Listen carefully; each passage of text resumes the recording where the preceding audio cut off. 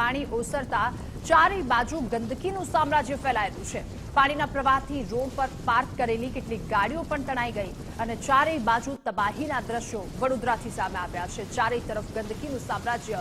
એક તરફ વડોદરામાં મેઘો મુશળધાર, ત્યારબાદ વિશ્વામિત્રી નદીના પાણી લોકોના ઘર ઘર સુધી પહોંચ્યા, અનેક વિસ્તારોમાં પહોંચ્યા અને ત્યારબાદ વડોદરાની આ વધુ એક કથળતી પરિસ્થિતિ। ચારેય તરફ ગંદકીનું સામ્રાજ્ય જોવા મળ્યું।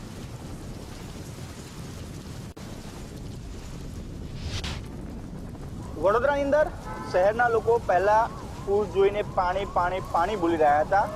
પાણી ઓસર્યા બાદ હવે લોકો નુકસાન કહી રહ્યા છે। કારણ વડોદરા શહેરનો જે અલગ અલગ વિસ્તાર છે, અમિતનગર હોય કે પછી સમા ગામ હોય, સમા તળાવ, આજુબાજુ વિસ્તારમાં પાણી ઉતરી ગયું છે।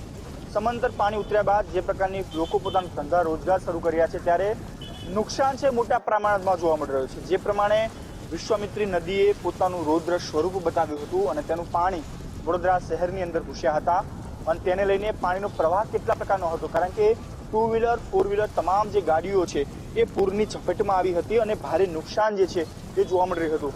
આ બાજુ જે પ્રકારના દ્રશ્યો બતાવવા માંગીશ કે આ જે રસ્તો છે એ સમા તળાવથી અમિતનગરને જોડતો મુખ્ય માર્ગ છે કે જ્યાં અહીંયા ગઈકાલે 8 થી 10 ફૂટ પાણી હતું, પરંતુ પાણીનો પ્રવાહ કેટલો તેજ હતો તે જોઈ શકાય છે। કારણ કે જે રોડ પર પાર્કિંગ ગાડીઓ જે મૂકવામાં આવી હતી તે ગાડીઓ ઊંચી અને એક્ટિવા જે છે ગાડી નીચે આવી ગયા છે।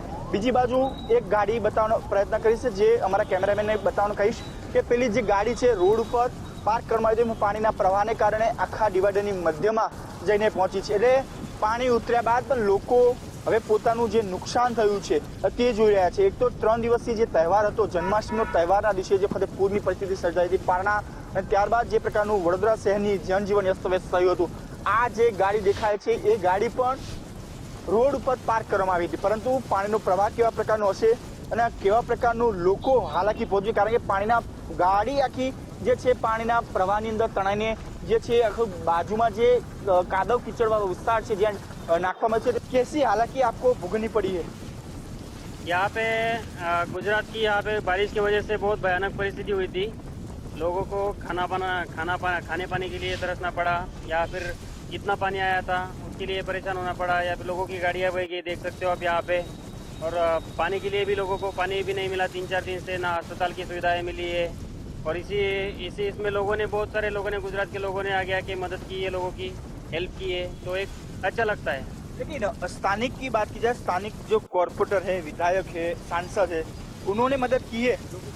ये राज्य जो कुछ स्थानिक मतलब पॉलिटिक्स है उनका कहीं पे भी कुछ भी मतलब इन्वॉल्वमेंट नहीं दिखा है। जो कुछ भी था, जो कुछ हेल्प करने वाले लोग थे वो सारे लोकल के जो आसपास के लोग हैं वही अपने अपने एरिया में हेल्प कर रहे थे। कहीं पे भी कोई पॉलिटिकल पार्टी नजर नहीं आई है। જે પ્રકારે લોકો નાગરિકો જે છે ખરેખર તંત્ર ઉપર આક્રોશ વ્યક્ત કરી રહ્યા છે કે તંત્ર નફ્ફટ તંત્ર આ છે કે જ્યારે ચૂંટણી આવતી હોય છે ત્યારે લોકોના દરવાજા ખખડાઈને જે મત માગતા હોય છે, પરંતુ એ લોકો આશા ક્યારે રાખતા હોય છે કે જ્યારે વડોદરા શહેર હોય કે પોતાના વિસ્તારમાં જ્યારે આફત આવી હોય ત્યારે એ લોકોની મદદે આવે, પરંતુ તે કોર્પોરેટર હોય, સ્થાનિક નેતા હોય, સાંસદ હોય, ધારાસભ્ય હોય, તે પોતાના ઘરમાં બેસી રહ્યા હતા। તો આ તો કેવા પ્રકારના તમે પ્રજાના સેવક કહો કે જે જરૂરિયાત હોય ત્યાં તમે પોતાની જનતાની સેવા ન કરી શક્યા હોય। જે પ્રકારના દ્રશ્યો પાણી ઉતર્યા બાદ જે જોવા મળી રહ્યા છે ખરેખર ભયજનક કહી શકાય, કારણ કે ગાડીઓ જે હજારો કિલો વજન ધરાવતી ગાડીઓનું જે પરિસ્થિતિ આ પ્રકારની થયું હોય તો સામાન્ય જનતાની પરિસ્થિતિ કેવી થઈ હશે તેનું પણ અનુમાન લગાવી શકાય છે। કેમેરામેન વિકી સાથે રાહુલ ત્રિવેદી, ગુજરાત ફર્સ્ટ, વડોદરા।